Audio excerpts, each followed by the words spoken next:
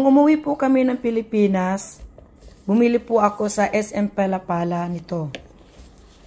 Gawa po ito sa rattan or abaka.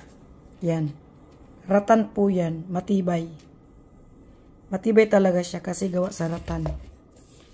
Tapos yung loob niya, tela.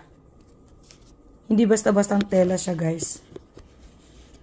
At made in Philippines. Ayan, nakalagay po, made in Philippines. Ang labo. Ayan o. Made in Philippines. Nasa 1,500 din po ang nabili ko. 700. 1,700, mga ganun po. So, bira ko lang ito siya magamit. Kasi hindi naman ako mahilig. Mahilig lang ako bumili, pero hindi mahilig gumamit. Ayan. Remembrance ko lang po ito. Souvenir. Ganda oh. Ganda. Matibay siya. Iwan ko lang sa kulay. Di ko ano.